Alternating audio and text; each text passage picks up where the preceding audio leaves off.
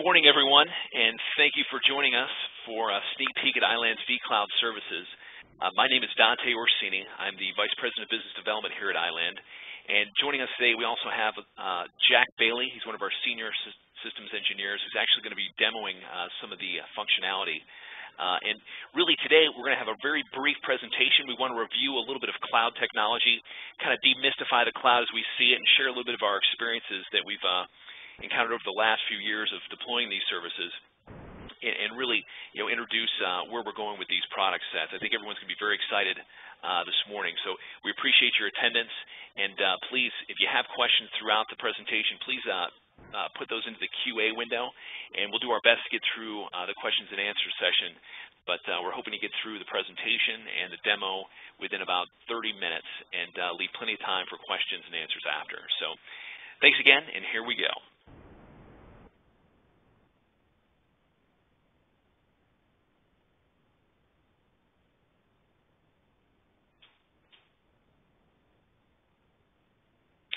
So before we get into defining the cloud, I want to give you just a brief background of iland. Many folks have heard of us in the co-location and IP business because for the last 15 years, we've operated a very successful business in both co-location and IP services across North America and Europe.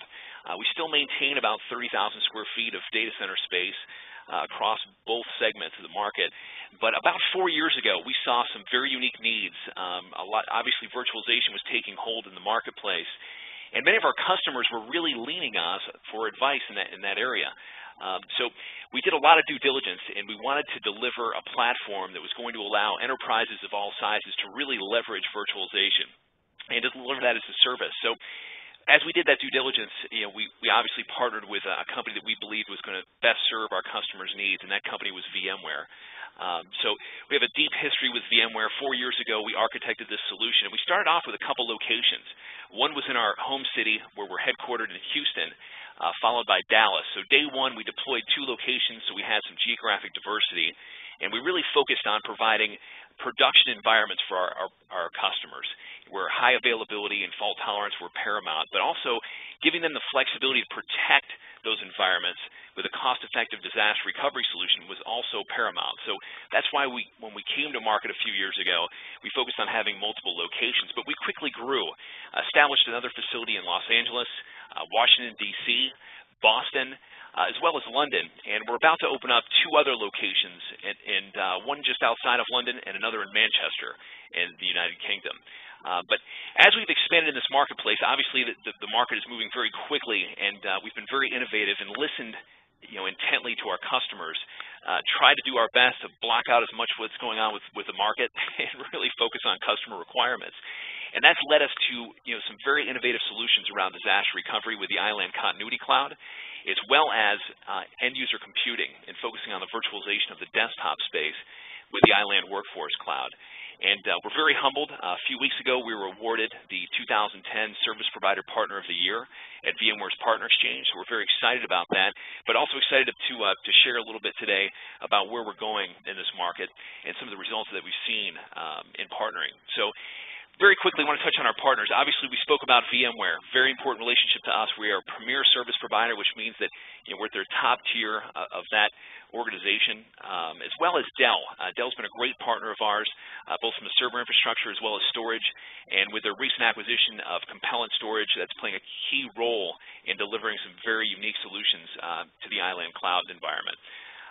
Cisco, most people are familiar with Cisco as well as Citrix, but a couple of the things that are kind of unique here. Alert Logic, a company that we leverage to help drive compliance and security and threat management solutions for our customers, as well as companies that may ring a bell to those of you that are familiar with virtualization: Quest Software, Acronis, DoubleTake, Veeam, Falcon Store.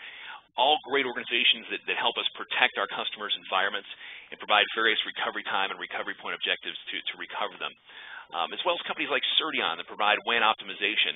I think the rest are going to be pretty self-explanatory, but just moving ahead quickly, I want to get to the meat of the presentation today. We wanted to provide you just a brief sample of a few of our customers. You're going to notice very large, dynamic organizations on here. You're also going to notice that there's some organizations you may not recognize. So we've worked across various vertical markets. We have more of a horizontal approach that's really, again, focused on customer requirements, whether it be for production or disaster recovery.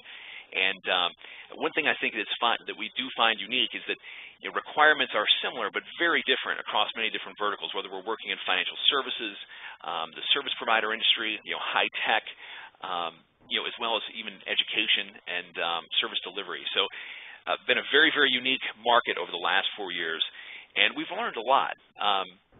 But we want to help others, learn from what we've done in the last few years. So I think the first step is to kind of demystify the cloud a bit.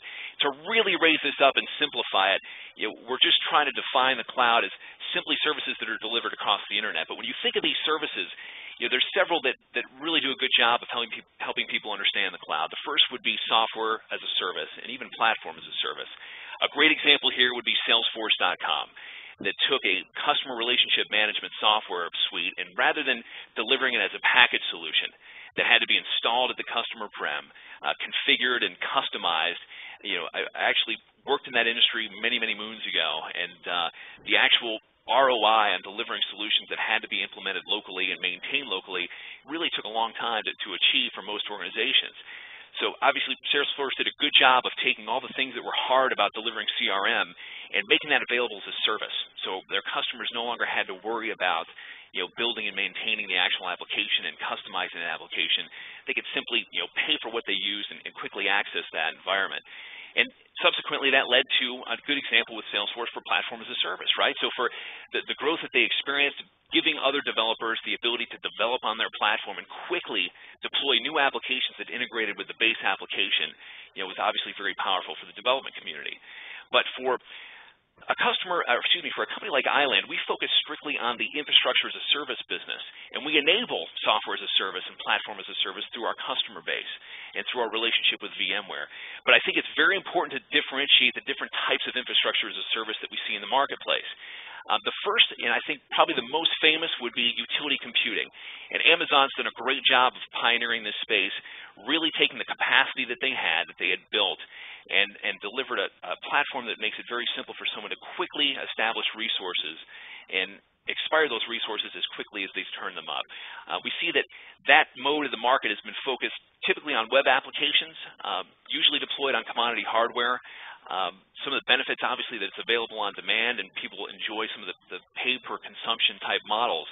But we've also seen that performance is not guaranteed in those environments, and as capacity is constantly in flux, a lot of our customers that have worked in that type of environment in the past will typically do some development and testing there, but if they have production-grade applications or applications they're going to take to market where they're concerned about the availability of that application, and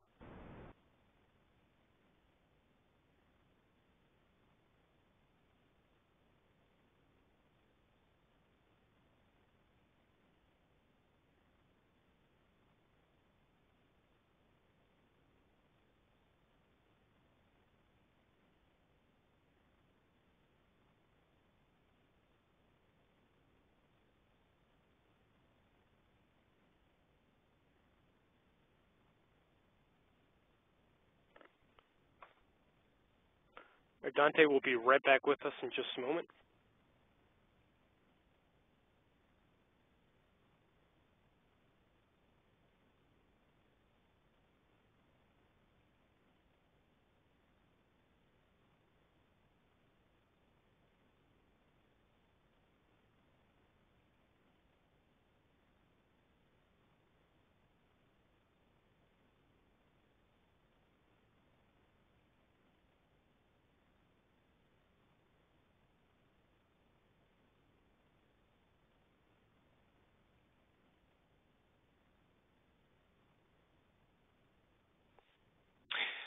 Welcome back, Dante. Sorry, everyone. I apologize. Had a little issue with the phone line here. But just to pick up on where we left off, I was just completing a thought here on utility computing versus what iland considers enterprise computing.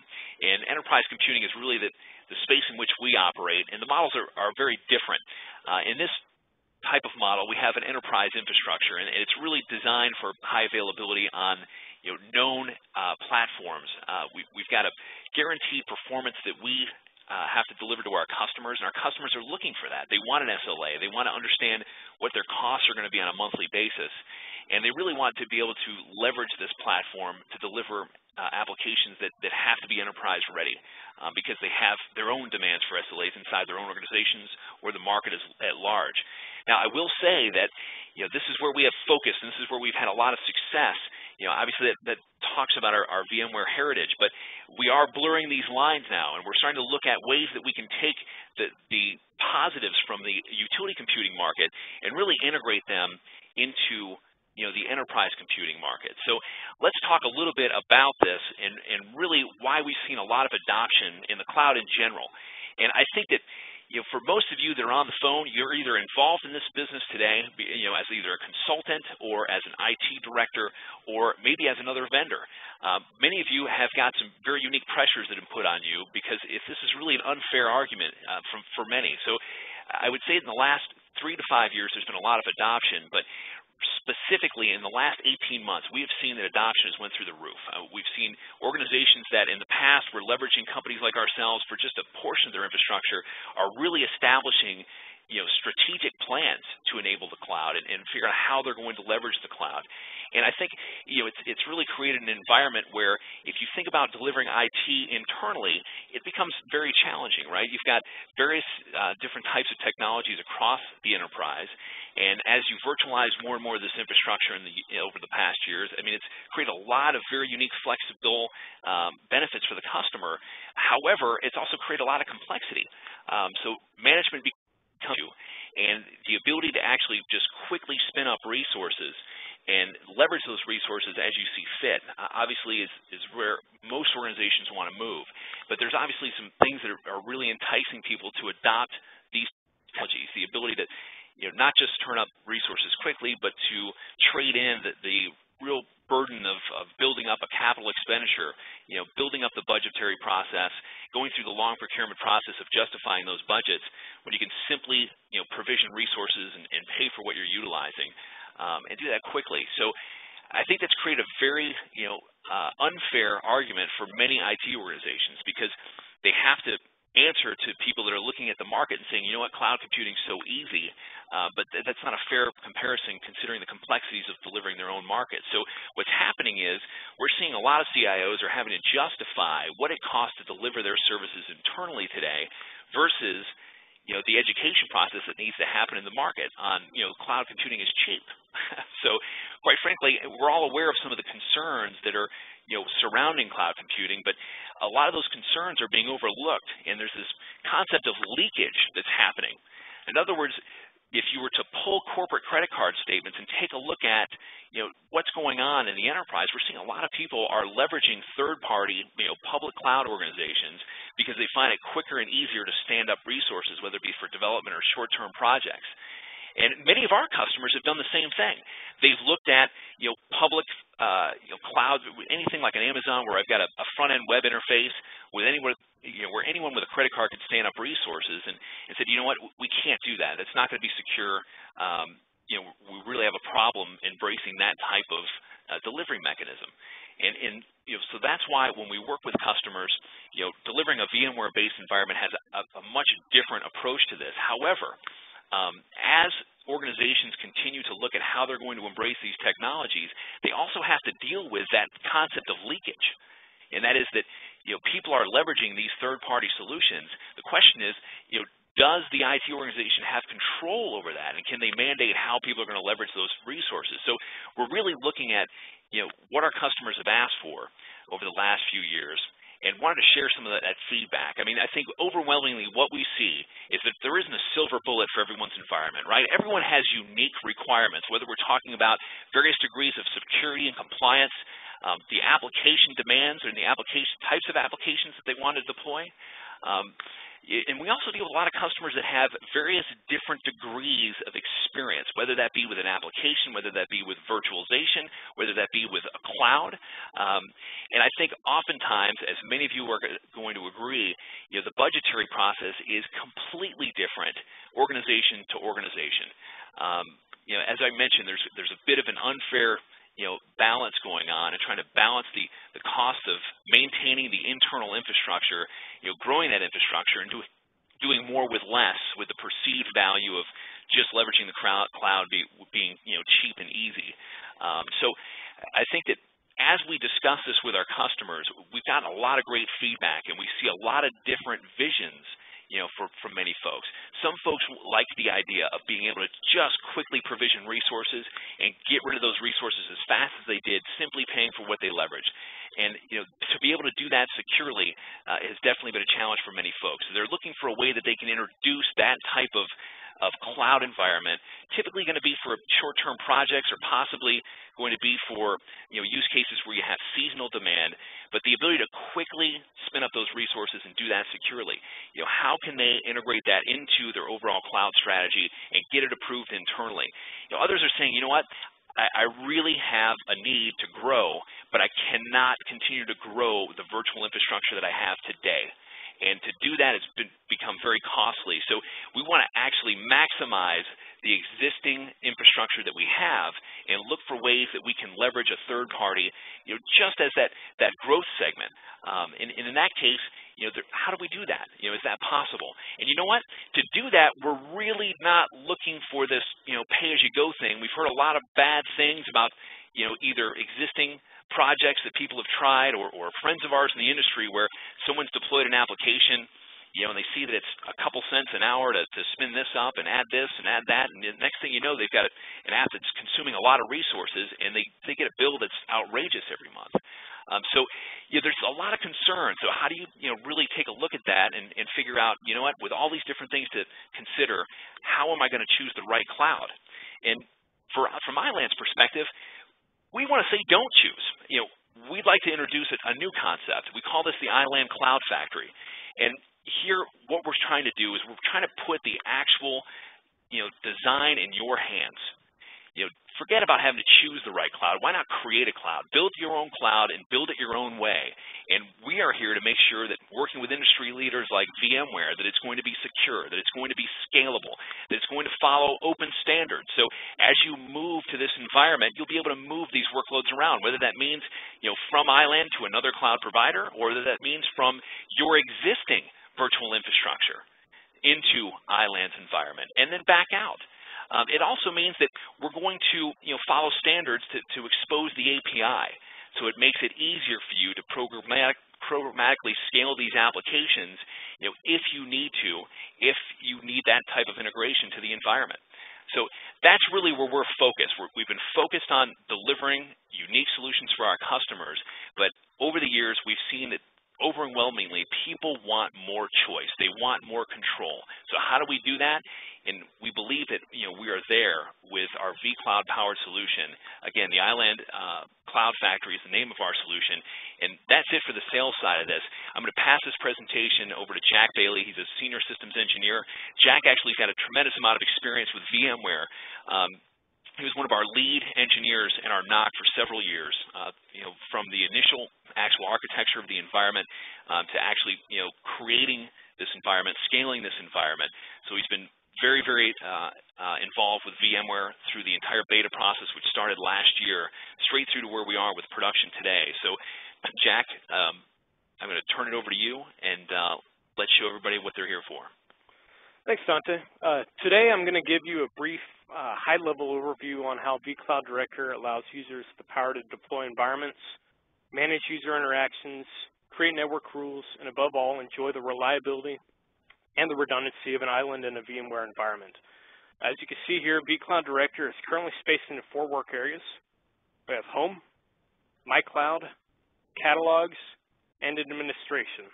And each tab here serves a functional purpose. We'll begin today with the Admin tab, where the majority of global settings can be configured. Under the General Options menu, a user can actually rebrand an environment such that when an end user logs in, they can see my company name,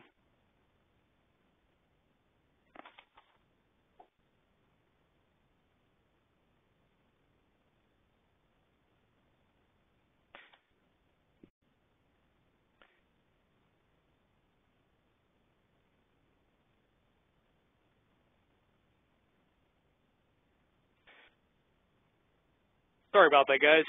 Under the General tab here, you can see that you have the ability to rebrand the environment if you need to. Basically, where you see the Your Company name here, you have the ability to type in your company name and a brief description. so that when users log in, they can see this detail. The same functionality is available for email alerts. If I click on the email menu here, you can see that you can choose default settings, or if necessary, customize SMTP server settings, as well as the notification list, who gets the emails, who's on the alert list. The policy tab is ideal for creating a test dev or short-term production server environment. You can leave it as never expires for servers that you plan on having full-time production servers, but you can also select a range of times that machines can run and policies that occur when those time periods are completed. Also, you can set limits on how many virtual machines or storage that specific users can run in the environment as well.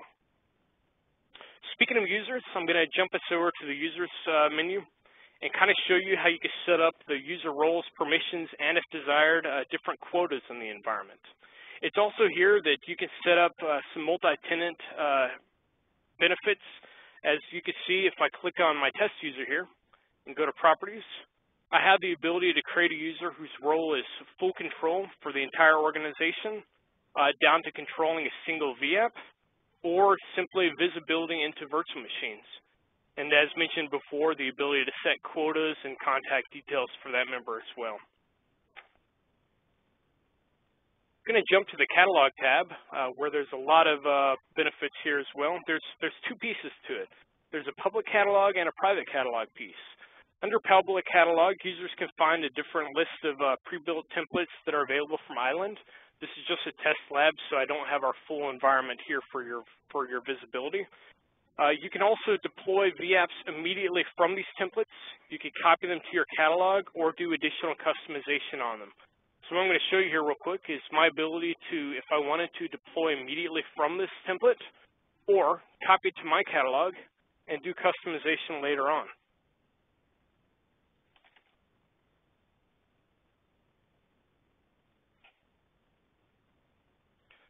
And under the private catalog, users can see templates they've copied, or in this case, the one I just kicked off. You also have the ability to upload into this environment OVS. So if you have predefined OVS packages that you want to upload into this environment, you have that possibility. Also under the media tab here, you have the ability to upload your own ISOs as well. So if you have a specific operating system or data type that you have on an ISO that we don't have available in a catalog, you can bring that into the environment as well quite easily. You also have the ability to create catalogs for all the users in your organization and present visibility into that environment on a per-user basis, which allows a lot of functionality as far as allowing different users to push machines into the environment. From these options, new VApps can be quickly created and customized, and I'm going to demonstrate this functionality for you guys very quickly. As I mentioned before, I could come into the public catalog area if I wanted to add to my cloud immediately. As I build this VApp, you can see that I can set expiration policies, as I mentioned before. I can also give this a name.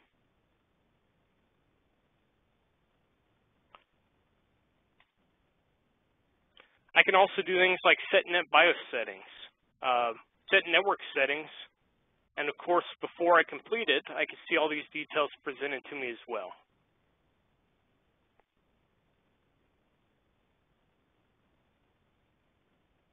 Let's go to my cloud piece and see this in action now. You can now see the new VApp being created in the background, and we're going to go ahead and let this build while we discuss about other areas in this. As you can see, there are VApps in this environment. VApps are really just a way for us to organize virtual machines, whether from a functional basis or a user basis. You can open up a VApp, for example, this one,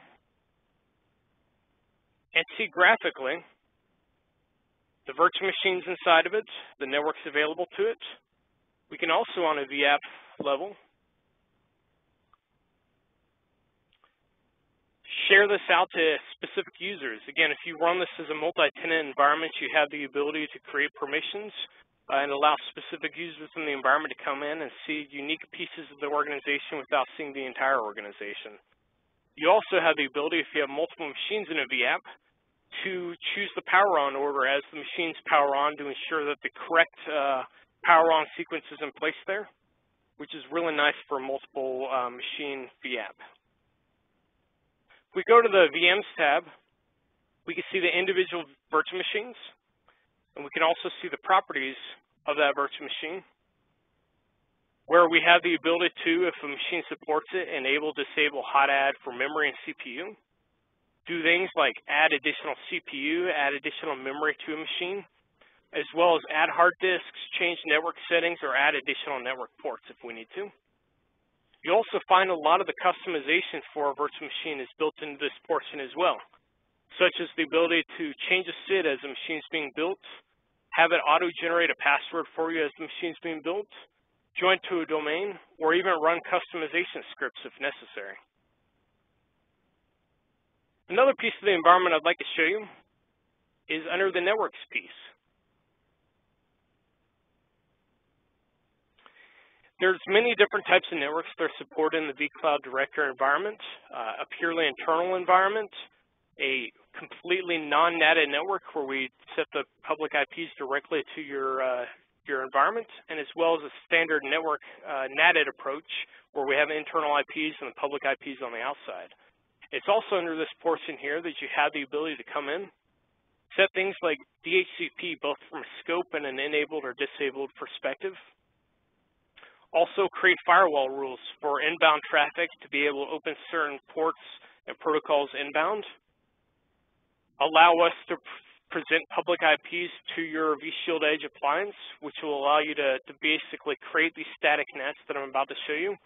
And the quantity required, you can tell us when you come on as a customer or partner how many you need. They'll be in this window for you to see. And of course, the ability to go ahead and create that bridge from an external IP perspective into an internal IP perspective on specific ports or overall. A lot of flexibility there. An additional piece I want to show you that VMware has just announced recently is something called vCloud Connector. Now, this is a free plugin that allows you to control and functionality-wise see visibility into your vCloud Director environment from your existing vSphere environment if you have a local installation of VMware vSphere. I'm going to open a new lab here.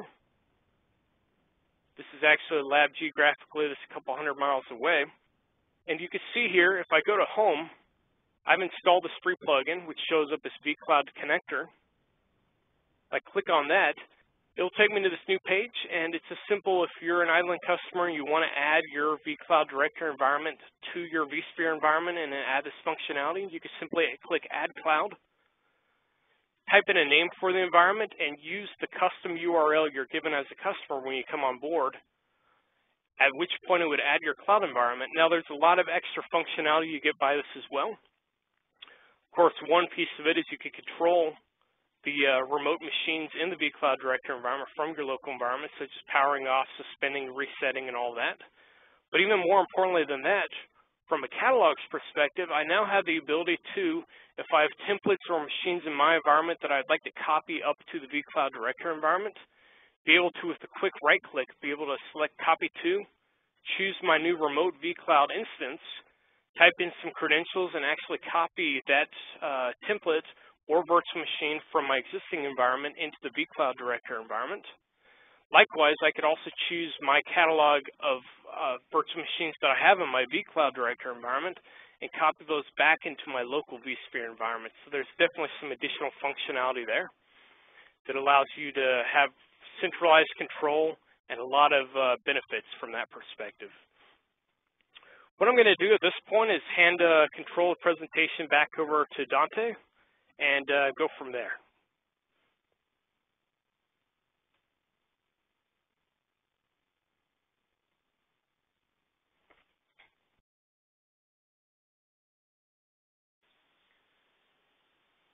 Thank you, Jack. The joys of playing with WebEx. Again, give me just a minute as she repaints here. You'll notice that working in the cloud industry, you have to maximize your virtual desktop session, have at least 6,000 windows running at a time to demonstrate the performance. So guys, here we are. This is really our concluding slide. And we just want to thank everyone for their time. For more information on this, please visit iland.com. We're actually listing our phone number up here as well. And if you have sales inquiries, you can reach out to sales@iland.com via email. However, we want to take some time and really get through the Q&A session. So I realize there's a lot of questions out there. So please, again, if you have questions, type them in the QA window, and we'll do our best here to navigate through the questions and answer as many as we can. Jack, I know that there was one question here that said, what are the pricing models? And let me just address that very briefly. So there's essentially 3 different pricing models, and what we've done traditionally is iland's always worked on a fixed cost for resources basis. Our customers really had the opportunity to leverage the most that they possibly could out of VMware's virtual platform, but they had a very fixed cost for the resources. They knew exactly what their cost would be on a monthly basis. Now, what we've recognized is that some folks want that flexibility, at least for a portion of their environment, to have a pay-as-you-go model. So this new introduction of the iland Cloud Factory allows you to integrate that type of charge model into your cloud, whether that's for the entire delivery mechanism or whether that's just for a portion of the mechanism. So we have several customers that are excited because they want the best of both worlds, essentially. They want to have the ability to have a fixed cost for resources on what they believe is going to be static in their environment, but they also want to have the convenience of having some room to burst. So they know that if they have to spin up some machines or if they've got some growth they need to handle for a short period of time, that they can burst into that excess capacity and realize that they'll have a fixed cost for their static resources, and then whatever they have that's opportunistic that bursts would be a pay-as-you-go basis. So I think what we're really trying to provide is the most flexible platform for them regarding how they consume these resources. And that really is going to give people a lot of flexibility inside their own organizations to take a look at this and say, you know what, for our existing investment, we want to leverage iland, to deliver these types of resources, whether that be for production or whether that be for excess capacity. So I think that what Jack demonstrated with the vCloud connector is really just the beginning of where we're going with VMware. I mean, giving people the ability to actually programmatically access their resources in the iland cloud from their own virtual center instance is very, very powerful. So it's really going to give IT folks an opportunity to leverage cloud resources as they see fit, because they are going to have control over those resources. They're going to have secure access from their environment and have the freedom to consume those resources financially how they please. So again, really focusing on customers' control, both from a technical perspective but also from a budgetary perspective. Jack, I think there were some additional questions when I was looking at the QA early on. A couple folks were asking about disaster recovery models in this environment. You want to expand on that a little bit? Yes, certainly. We've been working with some partners ourselves on this approach as well, and have discovered a number of ways of doing this for a great way in the environment. There's, of course, the approach where if somebody wants to have a local backup recovery or DR server in the environment, companies that have organizations in this vCloud Director environment have the ability to build a machine, to be able to install software onto it and have that run locally in their environment. But what we're also seeing with the number of customers is the ability to leverage the vCloud Director for disaster recovery, where people can basically replicate data into the vCloud Director environment from remote locations and be able to, on demand, leveraging either the pay-as-you-go model or the resource pool model, and be able to spin up machines as needed, copy data or have running copies of that data in the environment and be able to recover very quickly into the vCloud Director environment, and then as well be able to go into the networking session and open up ports as needed and create connectivity that way as well. So there's a lot of flexibility for the production piece, which we kind of touched on today. But then, of course, the disaster recovery approach of on-demand spinning up of machines and having permanent running machines in the environment collecting data and being there for that purpose. Thanks, Jack. The other thing I wanted to just add to that is that we actually demonstrated that at VMware's Partner Exchange a couple of weeks ago, and I think it's very, very powerful. We do a lot of disaster recovery business, not just for our production customers, but oftentimes we're seeing as simply a replication target, whether we're supporting SAN-based replication with VMware Site Recovery Manager, or whether we're leveraging a third-party software solution. But again, in all those cases, we're typically delivering a managed solution, whether our customers, some customers have the ability to manage these environments themselves, but oftentimes they're looking for assistance in having a third party, a trusted partner that can actually engage and recover that environment during a time of disaster. I think that leveraging the Cloud Factory approach with VMware's vCloud Director really again provides more control to our customers, so they have the ability to actually engage, recover their environments, and do that as they please. So we've seen some additional use cases here beyond just traditional disaster recovery, the ability to actually leverage the platform for change management. So to actually take machines offline in the production site and spin them up on the iland site, just to mitigate any kind of downtime, planned downtime, as people are administering their environments. That's a good question.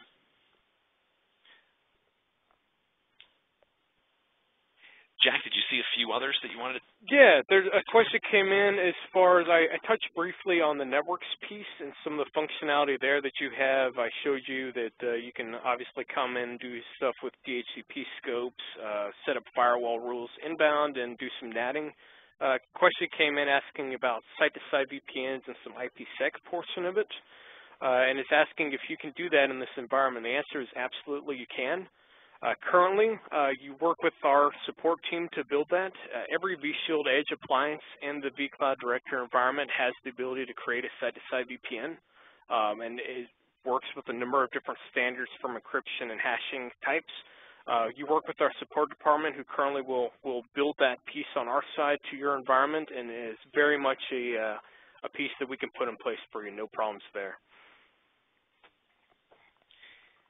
There's another question on here from a partner that's wondering about the private label capabilities of this, and I think that there's been a lot of education out in the marketplace around not just virtualization but around VMware's traction in the space and how they're innovating, and there's a lot of in the partner community.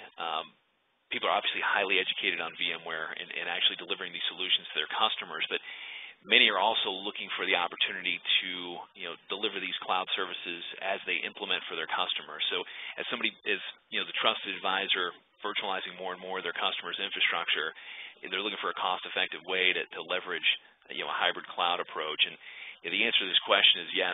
We do work with a lot of solution providers that either take the solution to market under their own brand or introduce us as a partner of theirs, post-implementation with their existing customers. So if you have questions about partnering, please feel free to shoot us an email, and we'll obviously follow up after this call as well. But you're going to see a lot of unique, innovative solutions coming from ourselves and our partners in the marketplace over the next year, and it's moving very, very quickly right now. So we're obviously really focused on the customer's use case and really executing and making sure that we're providing us the best possible environment. But we're often learning that just working through our customers, we're seeing new opportunities and different ways that people can leverage these technologies. So we're always open to understanding what else is out there from a partner perspective and how we can jointly add more customer value. Dante, another one just came in that'd be good for us to answer. It says, how do you see the market for DR into the cloud developing? It sounds like somebody's got a question about basically using a cloud environment for DR purposes, and maybe what sort of approaches we have towards that. Yeah, okay. It's very interesting. It really depends on what someone's degree of requirements are, right? So just a brief synopsis, we've seen that over the last 3 to 5 years, people have virtualized more and more of their infrastructure. Now, depending on the complexity of their existing environments, that may be a very mixed environment with legacy infrastructure that they simply cannot virtualize. They may have applications that they're not comfortable virtualizing. So in a mixed environment, oftentimes organizations that are leveraging legacy infrastructure that's mainframe-based or IBM iSeries or AS400, things of that nature, they're not going to be virtualized.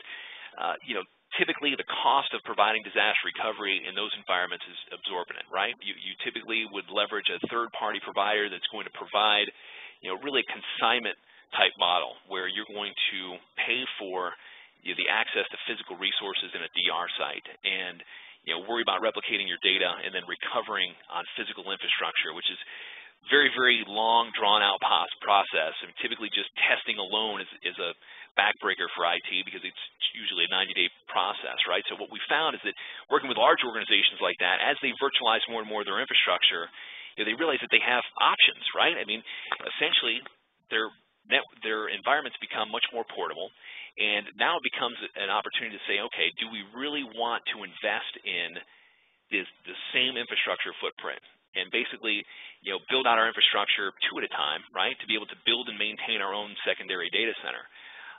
Many organizations that have the facilities, that have the investment in the infrastructure, are still looking to consolidate those locations. So, I think in the large enterprise space, typically they're going to have multiple facilities, but we work with enterprise organizations, mid-market, and SMBs that simply are trying to get rid of those costs and realize that they're comfortable with VMware as a technology. So now if they could leverage virtual resources in a DR site, then obviously that sounds like a great opportunity for them to leverage the technology without having to take on the expense. Now the key here is that there is no silver bullet for a DR plan. Everyone has different requirements, different tiers of applications requiring different recovery times, recovery point objectives, and oftentimes budget is going to play a big part in this. So understanding what technologies are at play inside your organization, what type of connectivity you have, and what your options are is really a process that we like to work with on our customers to help them understand what they need to consider to be able to recover their environments based on their needs, based on their application requirements, based on their budgets. So we have a lot of experience working with industry leaders and delivering these solutions. And I think that what we showed today was just a glimpse of what this platform is capable of. What we demonstrated a few weeks ago and what we're doing today with other solutions that come from companies like Acronis are really providing our SMB and mid-market customers with a very, very cost-effective way of protecting and recovering their environments quickly. And again, providing that additional control so they have the ability to leverage those cloud resources, whether it's for unplanned or planned downtime, has been very, very well received. And I think that we're continuing to work with VMware on enhancing this platform and integrating certain things like Site Recovery Manager, which is still a good year away, but we're working on a lot of unique things to try to make that a reality in the next few quarters. So lots to talk about on the DR front. But very good question.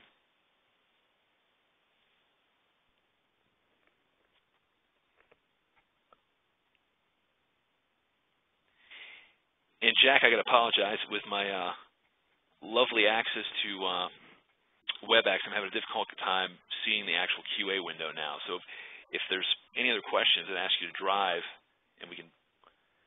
Yes, certainly. Some customers or some people on the webinar have asked to see certain pieces of the environment again, certain functionality points. If there's something specific you want to go more in detail, we definitely would recommend setting up a time to talk to one of us. There's a whole lot of functionality in this environment, and 30, 45 minutes is not enough time to show all of it. Definitely would recommend setting up a time to talk to us and have us go into a more in-depth presentation with you and kind of talk to you about how it may or may not fit you from that perspective. We also have a question about security in the cloud and if we work with people that have regulations and various things like that. Dante, do you want to touch on how we've addressed that Sure. with some customers? Yep, absolutely. So first of all, the previous question, for scheduling a time to review this, the other piece we want to make sure that we mention is that, if you do have an interest in this, we'll absolutely set up additional time. However, we're also providing test drives of this environment. So if you have, something that's of interest and you really want to put your hands on this and test it, feel free to reach out to us and we'll schedule a time to coordinate that call and set that up. From a security perspective, there's a lot of unique inherent, processes that we follow that we've established over the years to make sure that we're obviously isolating our customers and providing the best possible security. However, we have a lot of customers that have very unique compliance requirements. A great example would be a customer of ours that provides dental claims processing and analysis services. So for them, they deliver their software as a service. They also deliver these analysis and claims as as actual a service themselves. So they eat their own dog food, so to speak, with the application sets that they deliver as a service, both with their consultants or just simply as an application. So for them, their customers are very, very large. The 5 largest dental insurance companies in the world, very large medical organizations, Cigna Healthcares of the world, right? So when they go through an application and do their due diligence, they go through a very long process on the compliance side because they're publicly traded organizations and they have to deal with HIPAA regulations. So a couple things that we do. First of all, facilities that are deployed in our SAS 70 Type 2 compliant facilities, we cooperate with our customers so they can work through those audit processes and demonstrate that those facilities are in fact SAS 70 Type 2 compliant. If anybody's been through these types of audits, then they realize that how in depth they are. So to be able to provide and cooperate with the proper documentation on that is obviously a great advantage. But moving through that, I mean, typically these organizations do external penetration testing. They'll want to do actual physical site audits, and actually visit the facilities. In addition to that, many of these organizations are bound to be able to encrypt their data both at transit as well as in rest, and be able to provide access to logs of who's accessing the environment, and really a turnkey threat management solutions. There's a couple ways that we accomplish that. We typically leverage third-party solutions. One great example would be Alert Logic, that has a complete suite that covers compliance as well as threat management. Another is working very closely with our customers, because some of our customers have actually deployed these applications in a physical environment, and over time they've reached end of life on their existing infrastructure. They really didn't have a lot of experience with virtualization, so they were looking to leverage the expertise of our staff. So they had developed their own or third-party solutions that they were familiar with that would achieve some of these compliance goals, because they were obviously already delivering these services. So there's a couple different ways that we accomplish that, and again, it's a joint approach. So we're not trying to take what we've seen as best practices and force them upon somebody that's already established those best practices. But very good question. The other way that we actually address some of these concerns, some folks have have a requirement to have a completely isolated environment, right? I think the power of what you just saw is to have secure multi-tenancy, and I think that going back to the slide of everyone has unique requirements, the perception out there is that the cloud is cheap, right? That anybody with a few nickels can spin up a machine and no problem. Well, the business that we've focused on is obviously mission critical applications, and providing people with that level of SLA and that level of infrastructure obviously requires a different approach to the market. And the other side of this that we think is kind of unique is that when we're dealing with compliance, some folks want to be able to take the route that I just mentioned, where they document the actual security processes, and they can prove without a shadow of a doubt that their intrusion protection, detection, all that good stuff checks out with regards to logging on firewalls and everything else, so they can achieve their audit requirements on a multi-tenant environment. Others, due to the compliance considerations, literally cannot do that. They cannot have a multi-tenant environment. They have to be in a single-tenant environment. And in that case, if somebody wanted to leverage the technology that we just demonstrated, we can absolutely stand that up to where it would be a single-tenant environment, and it would be a private cloud. But I think oftentimes, the cost to do that outweighs the advantages of looking at a cloud environment. So we're typically caught in the middle. We have a lot of customers that say, you know what, we believe this has to be dedicated. However, if you can work with us on some of these compliance considerations, and we can prove these audits and pass them, then there's no reason we couldn't run in a multi-tenant environment and enjoy that the financial benefit of multi-tenancy. So I think VMware is doing a great job of advancing the technology processes that we as an organization have carved out over the last several years before the introduction of this type of platform. From a networking perspective, and what you're seeing with some of the control that's actually being placed in our customers' hands. But oftentimes to pass some of the deeper audits, we're going to have to layer some third-party technology on top of the environment to achieve those goals. Dante, there's probably a couple more questions, but I think we're going to start wrapping it up. Okay.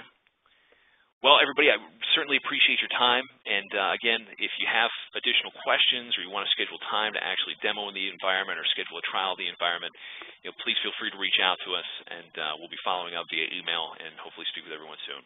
Thank you.